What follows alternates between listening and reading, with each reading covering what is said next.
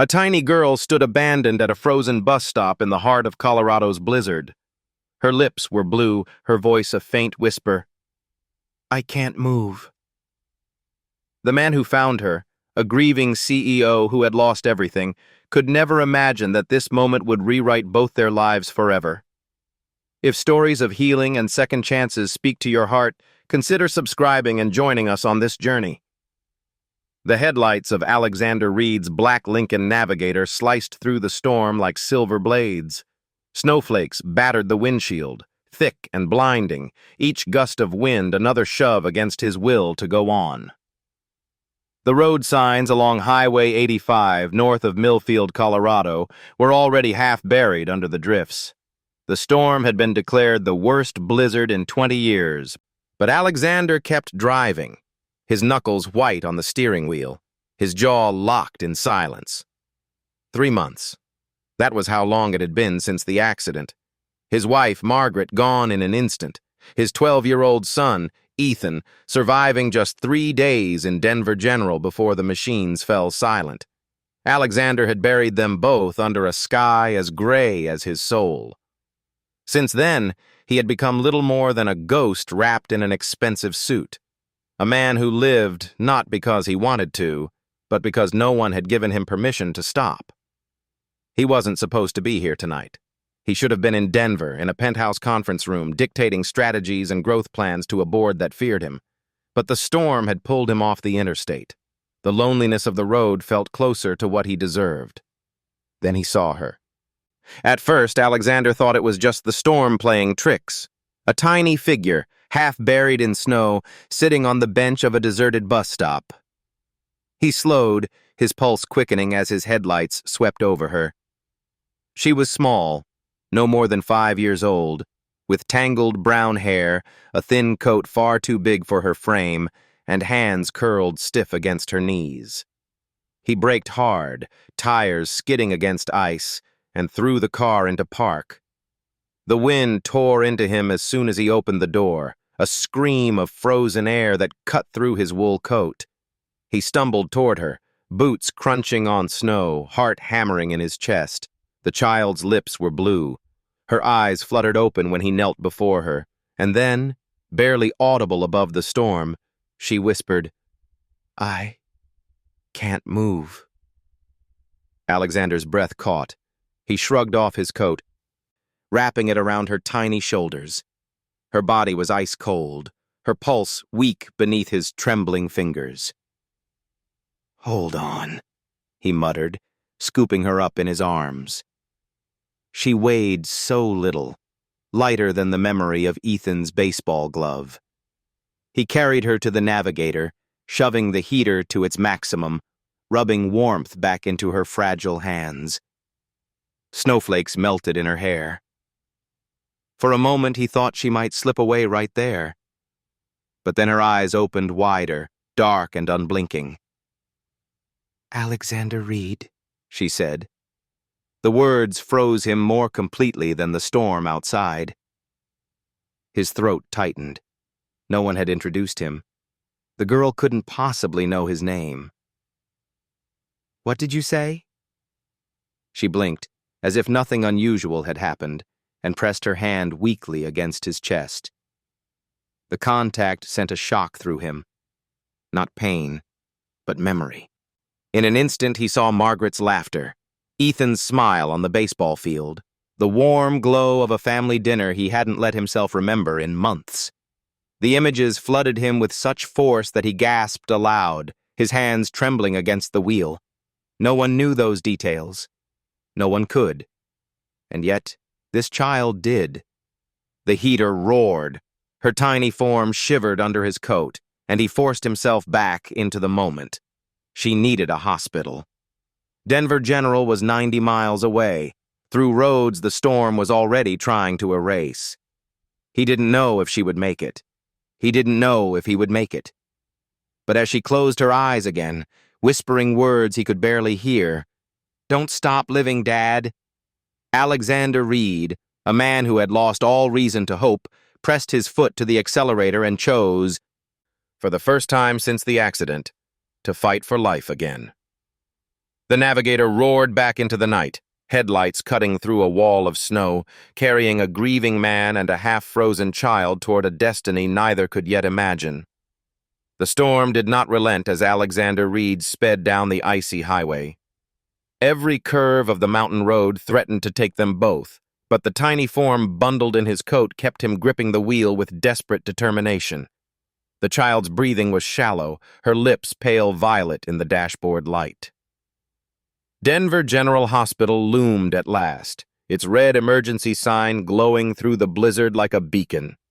He swung the navigator into the bay, tires screeching on slick pavement. Before the security guard could approach, Alexander was out of the car, carrying the girl in his arms. "Hypothermia!" he shouted.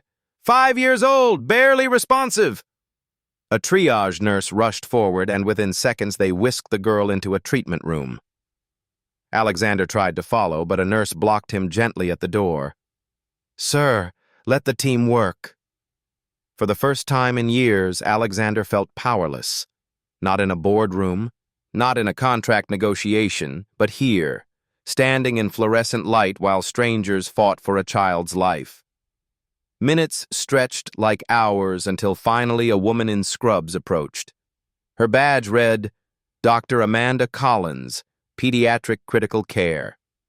She was brisk, yet calm, her voice carrying the authority of someone who had stood in this space 1,000 times before. "Mr. Reed?" "Yes," he said hoarsely. "How is she?" Dr. Collins folded her arms.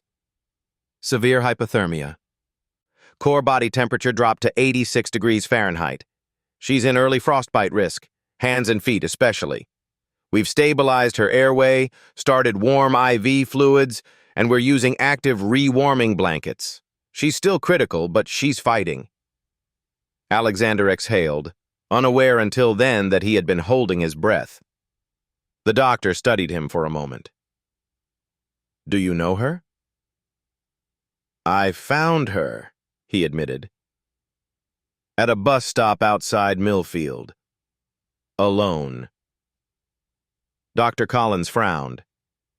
"We'll notify CPS, but for now she needs you calm. Kids in hypothermia can hear even when you think they can't." Alexander nodded, following her inside. The room smelled of antiseptic and warm air. Lily, he remembered now that she had whispered her name once in the car, lay on a narrow bed, tiny frame swallowed by heated blankets, monitors beeping softly around her. A nurse adjusted the IV while another rubbed circulation into her hands. Alexander moved closer, his throat tight.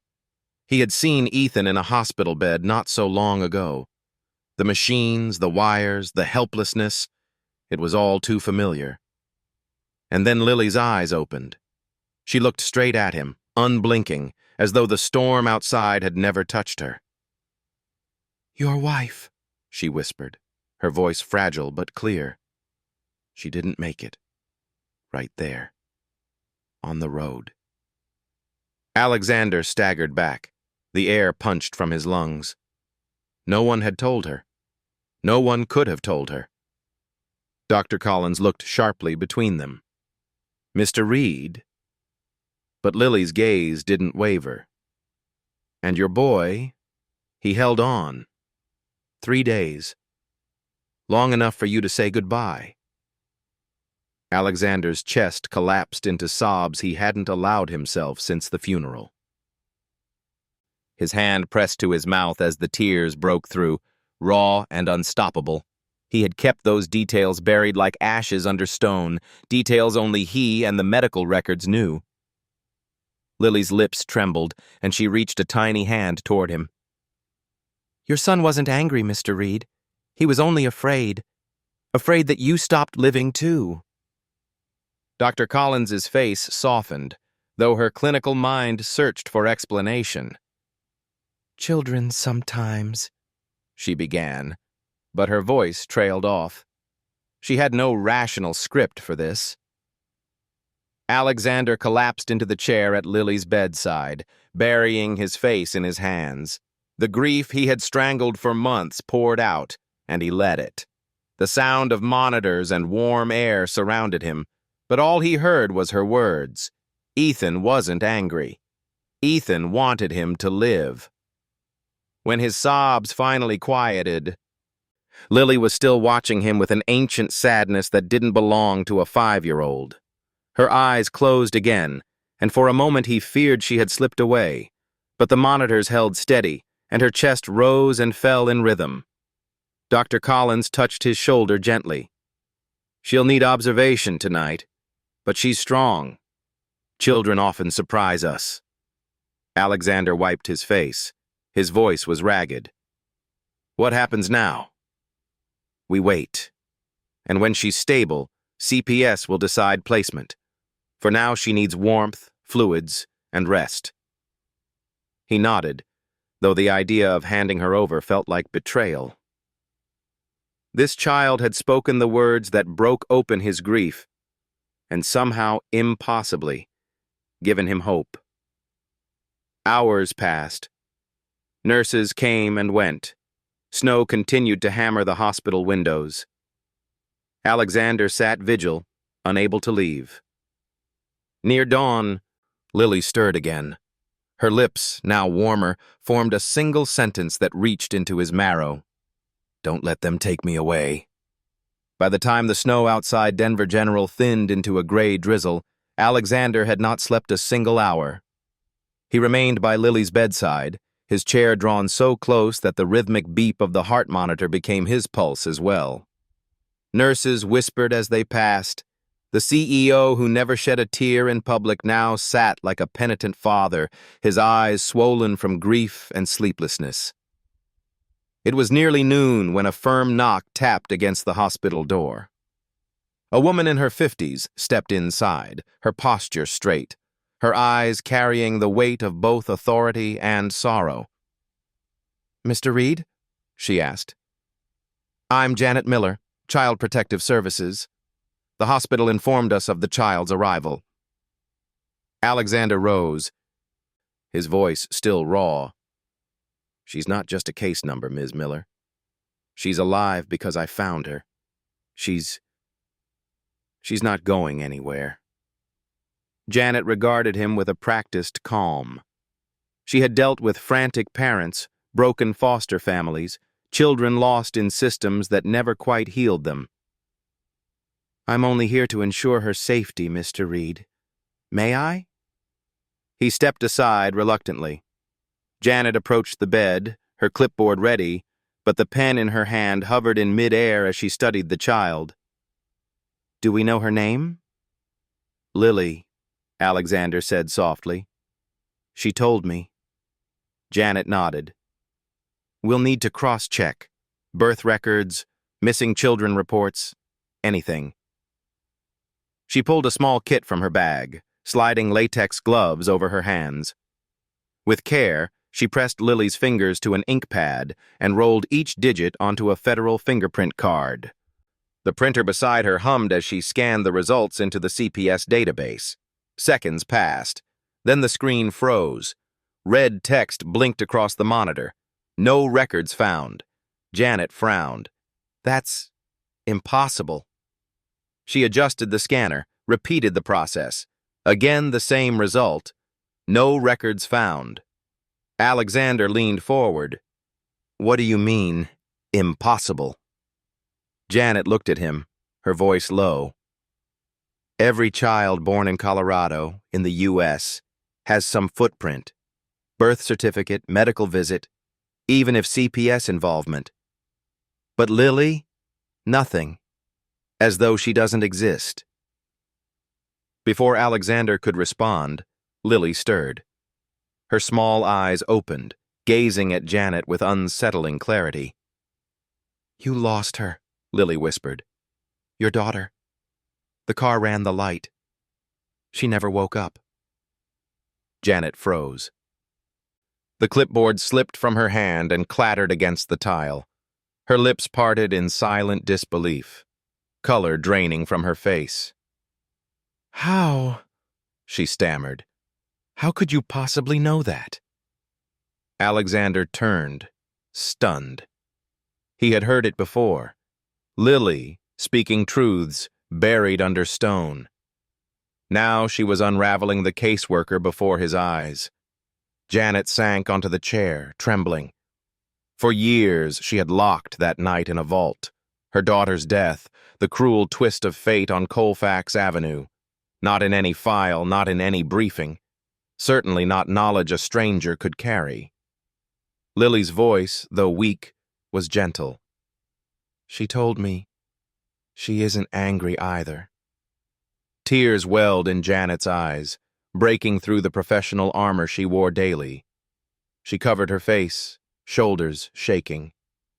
For long minutes, the only sounds were her muffled sobs and the steady beep of Lily's monitor. When she finally looked up, her voice trembled. "Mr. Reed, I don't know what to call this, but I know one thing. This child is no ordinary case." She wiped her eyes with the back of her hand, regaining composure. "If she has no record, the system will treat her as unclaimed, which means CPS protocol is foster placement." "No!" Alexander's voice thundered through the room. He stepped forward, his presence filling the space like a command. "She is not going into the system. She belongs with me." Janet studied him, noting the intensity in his tone. "Mr. Reed, emergency custody is possible, but it requires legal grounds. Do you understand the scrutiny that comes with it? Background checks, home visits, court hearings?" "I understand contracts better than most judges in this city," Alexander replied coldly. "Draft the papers. I'll sign whatever I must. She stays with me." Janet hesitated. Then she picked up her clipboard again, her pen scratching across the forms. "Very well. I'll mark you as her emergency guardian pending investigation. But you must know, if any irregularities appear, she will be taken." The room grew quiet once more. Outside the window, Denver's skyline blurred behind falling snow, the storm reluctant to end. Just as Janet prepared to leave, her phone buzzed with a notification. She glanced down, her brow furrowing. "What is it?" Alexander asked. Janet's face tightened. "The fingerprint scan. It wasn't just no record. It triggered a federal flag. Her prints are classified, locked behind restricted access." "I've never seen that before." Alexander's stomach knotted. "Classified? By who?" Janet shook her head. "It doesn't say. But the encryption tag, it isn't government. It's corporate." "Corporate?" She turned the screen toward him. 3 letters glowed on the display. Archimira. The name meant little to most, but to Alexander Reed, who had once negotiated billion-dollar contracts in biotech, it was poison. Archimira Biotech, a shadowy giant whispered about in mergers and acquisitions, known for research skirting the edge of legality. "Why would a pharmaceutical company hold classified prints of a 5-year-old girl?" Janet whispered, as if saying it aloud made it real. Alexander looked at Lily, her face softened by warmth, her hand still curled around his coat sleeve. A fire rose in him he hadn't felt since Ethan was alive. The fire of protection, of defiance against forces larger than himself. "She's not a case," Alexander said, his voice quiet but ironclad. "She's a child, and if Archimira wants her back, they'll have to go through me first." The storm in Denver had passed, leaving a city coated in a brittle layer of white that glowed under the pale January sun. From the 23rd floor of the Reed Tower, the skyline stretched outward, gleaming glass and steel piercing the winter haze. For years, this view had been Alexander Reed's fortress, the window from which he measured success in stock prices and market growth. But today, the reflection staring back at him was not of a titan of industry. It was of a man hollowed by grief, and of a child whose very existence had rewritten his fate. Lily stood barefoot in the penthouse living room, wrapped in one of his cashmere throws. The city sparkled beneath her, but her gaze was fixed only on him. Her eyes, those unnervingly ancient eyes, did not waver. "You should have gone," she said softly. Alexander frowned. "Gone where?"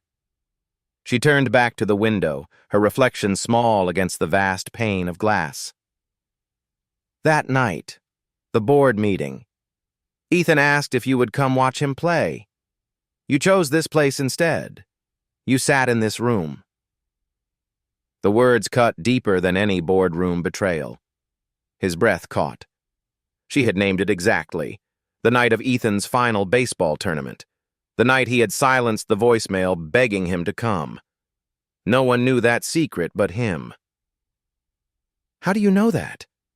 His voice was hoarse. "I see things," Lily whispered. Her small palm pressed against the glass as though the cold city beyond might answer her. "I see the roads people didn't take. I see what happens if they choose again." He stepped forward, unable to resist the pull of her words. "And what do you see now?" Her reflection trembled. "If you walk away from me, you lose everything twice. But if you stay, if you protect me, you live again." The silence in the room was thick. Alexander had stared down hostile investors, had broken billion-dollar rivals in negotiations, but nothing in his life had prepared him for the judgment of a 5-year-old girl. His phone rang. The shrill tone cracked the silence. Alexander lifted it to his ear. "Mr. Reed?" It was Janet Miller's voice, tight, urgent. "I've just received a directive from corporate counsel. Archimera Biotech has filed an emergency petition with the state. They claim custody rights over Lily." Alexander's chest clenched. "On what grounds?" "They're calling her intellectual property," Janet whispered. "They say she's part of a proprietary program, something called Project Helix. They've invoked trade secret protections. Mr. Reed, they're not treating her as a child. They're treating her as a product." The words drained the blood from his face. Across the room, Lily turned from the window as if she had heard every word. Alexander's voice was cold steel. "She's not their product. She's mine to protect." Janet's voice quivered. "I'll fight it, but you need to understand. Archimera's attorneys make most law firms look like children playing chess. If they can convince a judge that Lily was engineered under their funding, custody law might not even apply. This is bigger than CPS, bigger than me." Alexander ended the call, his hand trembling as he set the phone down. His gaze fell back to Lily. She was still standing at the glass, her hand pressed against it like a child searching for the warmth of a world she had never known. He crossed the room, kneeling so his reflection lined up beside hers. "Listen to me," he said. "Whatever they say, whatever they try, I will not let them take you." Her voice was small, but steady. "Then you have to choose, Alexander. Not the boardroom, not the tower. Me." For the first time in years, the weight of choice pressed against his chest. Not the kind measured in profits or losses, but in humanity. He remembered Ethan's glove lying untouched in a drawer, Margaret's laughter in the garden that summer, all the moments he had traded for meetings and signatures. His reflection in the glass looked back at him, hollow-eyed and broken. But beside it, Lily's reflection stood small and defiant. The choice was clear. "I choose you," he whispered. The words left his lips just as another vibration rattled his phone across the table. This time, it was not Janet. It was a number he recognized from years of mergers and hostile takeovers. Archimera Biotech, Executive Legal Affairs. He answered, his voice clipped. "Reed." A smooth male voice filled the line. "Mr. Reed, you have something that belongs to us. The child." Deliver her to our Denver facility within 24 hours, and this matter can resolve quietly. Failure to comply will trigger remedies you cannot begin to imagine. Alexander's hand tightened around the phone. She is not yours. Mr. Reed, the voice purred. Children don't survive snowstorms alone. She's alive because of us. Don't let sentiment blind you to the inevitable. The line went dead. Alexander's chest burned with fury. He turned toward Lily, who had already pulled her hand from the glass. She looked at him with quiet certainty. "They're coming," she whispered. The snow on Denver's streets had turned to gray slush, but the air outside Reed Tower was colder than ever. Alexander Reed hadn't left Lily's side for more than a few minutes. Every shadow against the glass windows, every hum of an engine in the distance set his nerves on edge. Archimera's threat wasn't idle. He knew the way corporations like theirs operated. He had once been on their side of the table, watching deals turn into weapons. It began with a black SUV parked across the street for 3 nights in a row. Its tinted windows revealed nothing. The engine idled sometimes, even in the middle of the night, and Alexander could feel the eyes behind the glass. On the 4th morning, he made the call. "Detective Robert Hayes," the voice answered, gravelly, measured. "Hayes, it's Reed." A pause. Then, "I heard you crawled into a storm and pulled out something you shouldn't have." "Someone," Alexander corrected sharply. "A child." Silence, then a weary sigh. "I'll come by." When Hayes arrived, he looked nothing like the detectives from polished press conferences. His trench coat was worn, his beard peppered with gray, and his eyes carried the exhaustion of a man who had seen too much corruption survive too many courtrooms. "You shouldn't have called me," Hayes said, stepping into the penthouse. "Archimera doesn't lose. They erase." Alexander stood tall, his jaw set. "Then tell me what I need to know to stop them." Hayes glanced at Lily, who sat cross-legged on the rug, drawing with colored pencils Alexander had bought that morning. She looked up, smiling faintly. For a moment, Hayes's guarded face softened. "She's part of something called Project Helix," he said, lowering his voice. "An off-the-books genetic trial funded by Archimera 10 years ago. They took children from shelters, hospitals, foster systems, kids no one would miss. The goal was to trigger something they called genetic memory." Alexander's stomach turned. "Memory encoded in DNA?" Hayes nodded grimly. "Passing knowledge not by teaching but by blood. If successful, a child could access experiences of generations. Imagine what that's worth to a company selling drugs, enhancements, patents, billions." "And Lily?" Alexander asked. "She's the only one who survived." Hayes's voice cracked. "The rest, dozens, are gone. Some vanished quietly. Others—" He stopped, shaking his head. "She's proof their research worked, which makes her not a child in their eyes, but the crown jewel of their vault." Alexander felt the room tilt. He looked at Lily, her small fingers coloring the outline of a sun, the only one who survived. Hayes leaned closer. "There's something else. Your son, Ethan." Alexander's breath hitched. "What about him?" "He was flagged in their system years ago. Perfect candidate, they wrote. Do you think it was an accident, Reed? That crash? I've seen the files. Ethan wasn't just unlucky. He was targeted. They needed him out of the picture so Lily could remain unique." The words struck like a knife. Alexander staggered back, gripping the edge of the counter. The accident, the one that had shattered his world, wasn't random. It had been engineered. Lily looked up suddenly. Her eyes locked on his, as though she had been listening all along. "Ethan wanted to protect them. That's why he was hurt. Hayes's eyes narrowed. How would she know that? Alexander didn't answer. He couldn't. A buzz rattled the intercom. The building's doorman, his voice trembling. Mr. Reed, there are men here. Black SUVs. They say they're private contractors. They want access. Alexander's blood ran cold. He looked at Hayes.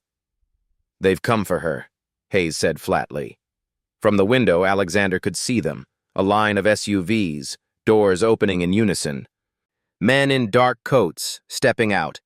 Their formation was too precise to be coincidence. Then the phone rang. Alexander snatched it up, the same voice from before, smooth as glass. Mr. Reed, we trust you're reconsidering our offer. Time is short. 24 hours has become 12. Deliver her, and you walk away clean. Refuse, and Denver will burn with questions you can't answer. Alexander's voice was ice. If you touch her, you'll answer to me. The caller chuckled. You've already lost one child. Do you want to lose another? The line clicked dead. Alexander slammed the phone down, fury boiling in his chest. Hayes drew a pistol from inside his coat, checking the magazine. You're up against something bigger than law, Reed. But if you want to keep her, we fight. The elevator chimed. Too soon. Too fast. Footsteps echoed up the private hall. Lily stood, dropping her crayon. Her small hand slipped into Alexander's. Her voice was steady, as though she were older than both men combined. Don't let go. He gripped her tighter, his eyes blazing. For the first time in months, his heart didn't beat for loss. It beat for war. The elevator doors slid open with a metallic sigh, spilling armed men into the hallway of Reed Tower's 23rd floor. Their coats were plain, their faces unreadable, but the black earpieces and the precision of their movement told Alexander everything. Archimera had deployed its hunters. Robert Hayes already had his pistol drawn. Move, he barked, pulling Alexander and Lily toward the back stairwell. Alarms blared as they descended, Hayes firing a warning shot that ricocheted off marble. Lily clung to Alexander's chest, her small heart pounding against his ribs.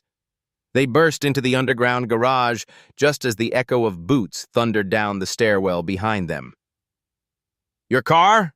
Hayes demanded. The Navigator, Alexander said, pointing to the black SUV parked near the exit ramp.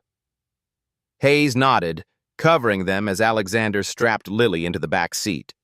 Bullets sparked against concrete as the first pursuers appeared. Hayes dove into the passenger side, returning fire with steady precision. Alexander slammed the accelerator. The Navigator roared forward, tires squealing, and they shot up the ramp into the storm-lashed night. Denver's streets blurred with slush and light. Behind them, headlights multiplied, 3 black SUVs fanning out like predators.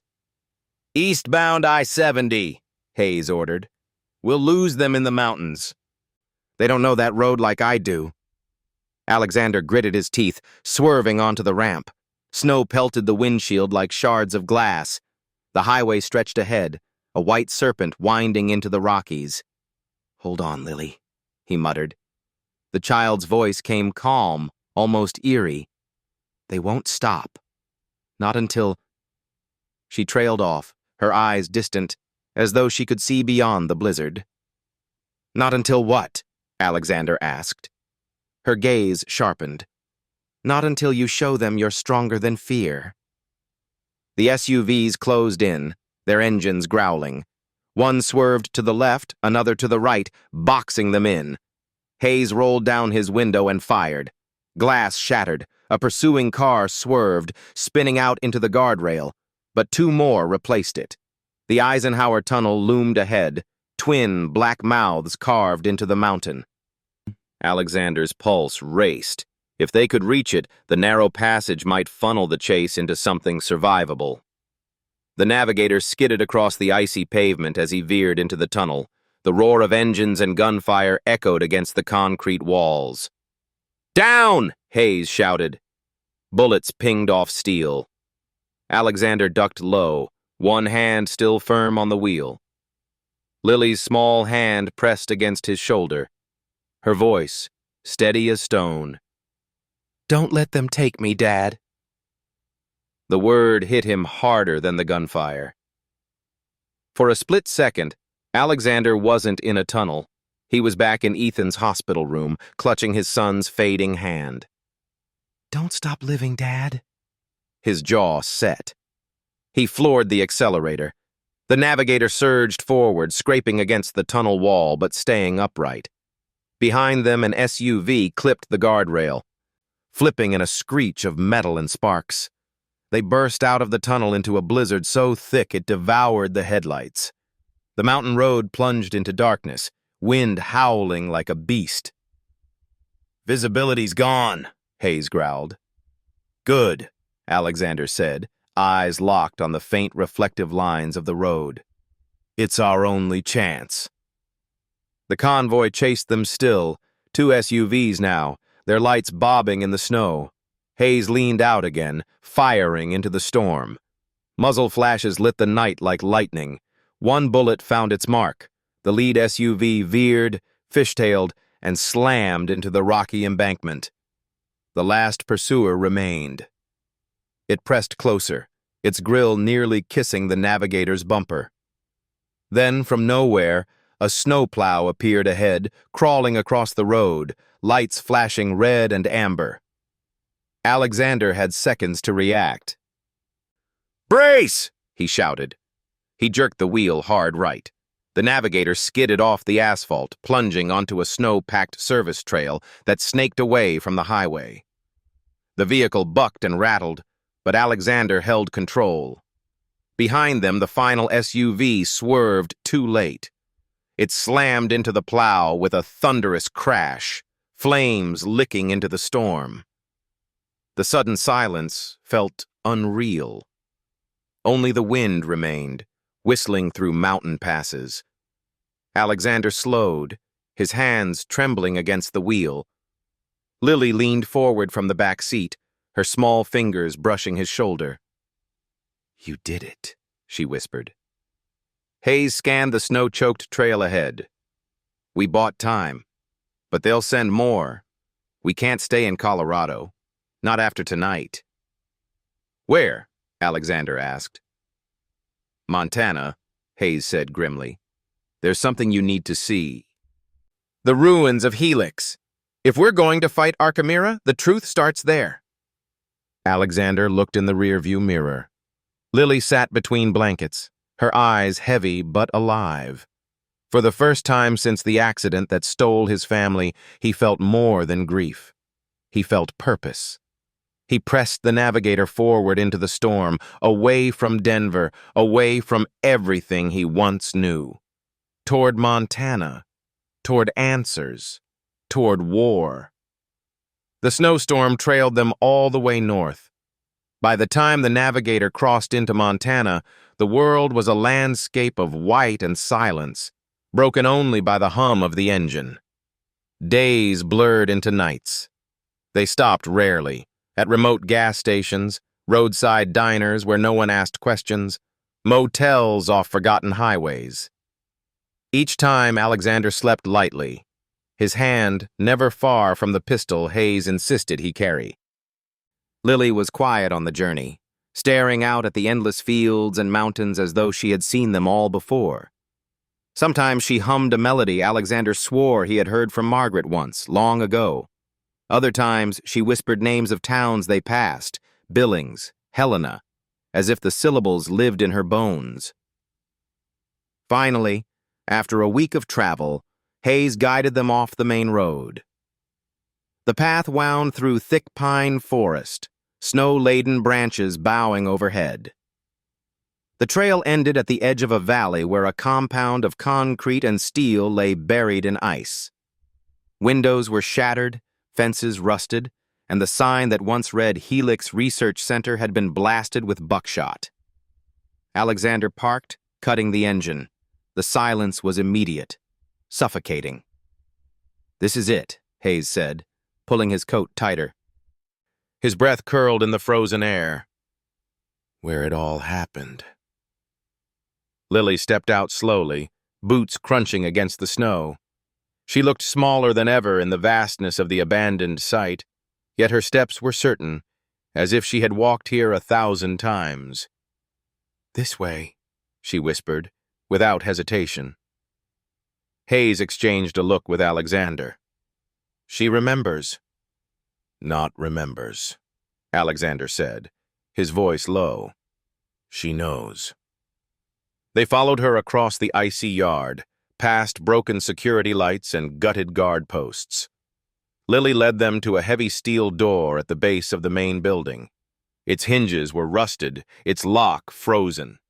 Hayes knelt, forcing the mechanism with a crowbar. With a groan of protest, the door swung inward. A rush of cold, stale air escaped, carrying the faint stench of chemicals long abandoned.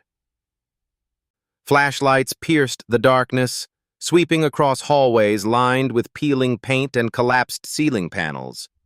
Lily walked ahead, her small silhouette framed in the beam. "Downstairs," she said. They descended into the bowels of the facility, corridors lined with reinforced doors, observation windows clouded with dust. Alexander's stomach knotted as his light revealed a room lined with child-sized beds, restraints bolted to the sides. Charts still clung to the walls, curling with mold. Lily paused at one bed, running her hand along the cold metal rail. "I used to sleep here. They told us we were special." Her voice was steady, but her eyes shone. Alexander swallowed hard. He forced himself to keep walking, though every instinct screamed to tear the place apart. At the far end of the corridor, Lily stopped before a steel door marked Sub-Level B. Without hesitation, she pressed her palm against the scanner. To Alexander's shock, the lock hissed open. "How?" Hayes began, but Lily only whispered, "It remembers me." The room beyond was larger, lined with filing cabinets and servers now silent with dust. Broken fluorescent lights dangled overhead. Hayes moved quickly, pulling open drawers. Folders spilled across the floor, medical charts, genetic profiles, photographs of children no older than 10. Alexander knelt, picking up one file. The photo showed a boy with dark hair and brown eyes, smiling shyly at the camera. Beneath it, Subject 27, terminated. He shoved it aside, bile rising in his throat. "There are hundreds," Hayes muttered. "Hundreds of kids." Lily walked to the center of the room, her eyes fixed on a circular scar in the floor where some heavy machine once stood. "This is where they made us remember." Her words chilled Alexander more than the air. He stepped closer. "Remember what?" "Everything," she whispered. "Wars, songs, places I've never been, people who died long before me. It's like their voices lived inside me." Hayes dropped another folder onto the pile. "Genetic memory. They succeeded. She's proof." Alexander shook his head, his hands clenching into fists. Proof bought with the lives of children. Lily turned, her small face illuminated by the flashlight beam. "That's why Ethan tried to stop them." The name sliced through him. "Ethan?" She nodded. "They wanted him too, but he fought. He protected others. Her voice broke, but she steadied herself. "He died because of it." Hayes froze mid-step, eyes wide. She couldn't know that. Alexander's chest heaved. The truth Hayes had hinted at in Denver was now confirmed by the very child standing before him. His son had not just been lost, he had been taken. At that moment, a distant clang echoed through the facility. Boots, Voices. Hayes's gun was in his hand in an instant. They found us! Alexander swept Lily into his arms, heart pounding. The files scattered across the floor were damning evidence, but there was no time to gather them all. Hayes shoved a portable drive into a server, praying it still carried fragments of data. The machine whirred weakly, lights flickering back to life. "Buy me 2 minutes," he growled.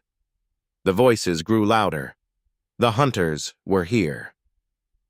Alexander stood at the threshold of the room, holding Lily close, every muscle taut. His grief, his rage, his love, all fused into one singular vow. No matter what came through that door, he would not let her go. The hum of the old server filled the chamber like the breathing of some long-buried creature. Dust swirled in the flashlight beams, and every second stretched thinner as the echo of boots clattered closer through the concrete corridors. "Almost there," Hayes muttered, fingers flying over the cracked keyboard. The screen flickered with lines of corrupted code, directories half broken by time.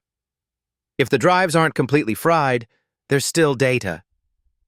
Alexander stood at the doorway, pistol gripped tight, Lily pressed close against his side. She was silent, but her eyes, those haunting, too-knowing eyes, stayed fixed on the faint glow of the monitor, as if she were waiting for something only she could see. Hayes cursed under his breath. They scrubbed most of it, wiped clean. But his voice trailed as he struck a final key. The screen shuddered, then opened to a hidden archive labeled simply Project Helix, Black Files. Alexander stepped closer, his breath ragged. "Open it!" The monitor blinked, then filled with thumbnails, video logs, each stamped with dates and subject numbers. Hayes clicked one at random. The screen came alive. A sterile room appeared. White walls, harsh fluorescent lights. Children sat at tables, wires trailing from their temples, eyes glazed as if caught between worlds. Scientists in masks scribbled notes. Then another video. Subject 41 convulsing on a gurney, alarms shrieking, doctors shouting. The recording cut out abruptly with a single word. Terminated. Alexander's stomach twisted. God. Hayes toggled to another file. A familiar face appeared. Ethan. Alexander staggered back as though struck. His son, barely 12, sat in the same sterile chamber, wires taped to his arms. His eyes darted nervously to the camera. "Why are you filming me? Where's my dad?" Alexander's throat closed. He pressed a hand against the screen as if he could reach through. The recording continued.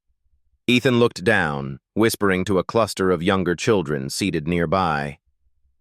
"Don't be scared. I'll protect you." The scientists barked orders, demanding compliance.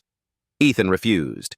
He pushed the others behind him, glaring into the camera with a courage that tore Alexander's heart apart. The screen glitched, then resumed. This time, Ethan lay in a hospital bed, monitors beeping frantically. His voice was faint, but he spoke clearly. "If my dad finds this, tell him I'm not angry. Tell him he has to save Lily. She's the key. Don't let them use her." Alexander fell to his knees. Tears streamed down his face, unrestrained, unstoppable. He had lived 3 months believing Ethan died helpless in a random accident. Now the truth blazed before him. His son had chosen to protect others. His son had been braver than he ever was. "Ethan," he whispered, voice breaking. "I'm here, son. I hear you." Lily approached quietly. She touched the screen with her small palm. The monitor flared, as if her presence awakened something in the corrupted data. Lines of code scrolled wildly, unlocking more files. Hidden within, another video opened, one that required no password. It was Ethan again, recorded only days before the crash. He looked directly into the camera, as if speaking across time. Dad, if you're watching this, it means they finally lost. I tried to hold them off, but I can't anymore. You have to finish it. Lily, she's not just a survivor. She's proof. Protect her and you'll stop them. Don't stop living because of me. Live for her. The video cut to black. Alexander bowed his head, his body racked with sobs. Hayes placed a hand on his shoulder, his own eyes damp. "We've got what we need," he said hoarsely. "Evidence. Proof Archimera murdered children, proof they targeted Ethan. With this, they can't hide." But even as he spoke, the sound of boots grew louder. Shouts echoed down the hall. The hunters were closing in. Hayes yanked the portable drive from the server. "We move now." Alexander rose, fire blazing behind his tears. He looked once more at the blank screen, whispering to the son he could no longer hold. "I'll protect her, Ethan. I swear it." Lily slipped her hand into his. She looked up at him with quiet certainty. "He knows." The three of them fled the archive room, evidence clutched in Hayes's pocket. Behind them, the servers flickered one last time before sparking into silence. As they sprinted through the cold, dark corridors, Alexander carried not only the child in his arms, but also the weight of a promise that would define the rest of his life. The evidence left Montana hidden in Hayes's weathered leather satchel, a drive no larger than a house key, yet heavy enough to topple empires. By the time they reached Denver again, the city no longer looked the same to Alexander. The skyline that once symbolized power and achievement now felt like a battlefield where truth would either rise or be buried forever. They could not keep running. Hayes made that clear. The second you hide, they win. But if you drag them into the light, if the world sees what we've seen, their power dissolves. Alexander knew he was right. For decades, Archimera thrived because it lived in shadows, trading in secrets, erasing those who got too close. But Ethan's face, flickering on that screen, had burned away all doubt. His son had died fighting for truth. Alexander would not dishonor him by silence. They drove straight to the Denver Post headquarters. Inside the newsroom, the chaos of phones ringing and reporters rushing filled the air. Hayes led them to an old contact, investigative journalist Marissa Green. She was sharp-eyed, her blazer wrinkled from too many nights at her desk. "Hayes," she said, scanning him with suspicion. "You show up after 5 years with a child and a billionaire in tow. Tell me why I shouldn't throw you out." Hayes placed the drive on her desk. "Because this will rewrite everything you think you know about Archimera Biotech." Marissa inserted the drive into her laptop. Within minutes, her hardened skepticism cracked. Her hand trembled as she watched video after video, children strapped to beds, scientists recording numbers, Ethan Reed whispering his final plea to his father. "My God," she whispered, "this isn't a story. This is a war crime." "It's worse," Hayes said, "because it wasn't a government. It was a company, and they'll do anything to bury it again." Marissa looked at Alexander. "If we run this, your face will be on every screen in America. They'll call you a liar, a traitor to your class. You'll lose everything left of your empire." Alexander met her gaze steadily. "I've already lost everything that mattered. This is all I have left. The truth." Marissa nodded once. "Then we publish." The next 48 hours unfolded like fire racing across dry grass. The Denver Post released the files first, but within hours CNN, the New York Times, and every major network picked up the story. Headlines blared, "Children used as experiments in Project Helix. Archimera implicated." Clips of Ethan's final words played on repeat across televisions in bars, airports, and homes nationwide. "Dad, you have to save Lily." The image of a boy's plea tore through the nation's conscience. Protests erupted outside Archimera's Denver office. Parents who had lost children years ago gathered with photographs, demanding justice. Former employees stepped forward with testimonies long buried in fear. The public, once blind to whispers of biotech corruption, now raged with clarity. By the third day, federal agents stormed Archimera's New York headquarters. Cameras caught the CEO, Lawrence Duvall, in a tailored Navy suit, being led away in handcuffs. The image looped across every network, a titan of industry reduced to disgrace.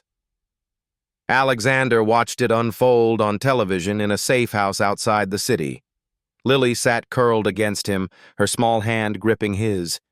He should have felt triumph, but instead he felt only a deep, bone-weary ache. "They'll never hurt children again," he murmured. Lily looked up at him, her voice soft but certain. "Ethan wanted you to do this." "He's proud." Hayes entered, dropping a stack of newspapers on the table. "The Department of Justice just announced a task force. Congressional hearings start next month. Archimera is finished." Alexander nodded slowly, but victory came with weight. His name was everywhere now, not as a CEO of triumph, but as the grieving father who had ripped the veil from corporate evil. The board of Reed Global had already severed ties, his fortune hemorrhaging under scandal. None of it mattered. All that mattered was Lily, alive and safe, leaning against him with quiet trust. Yet even in victory, Alexander knew the story wasn't finished. Justice might be unfolding, but healing was something else entirely. That night, long after Hayes had fallen asleep in a chair, Alexander stood by the window of the safe house. Snow drifted gently under the moonlight, a softer echo of the storm that had brought Lily into his life. He closed his eyes and whispered into the silence, "I did it, Ethan.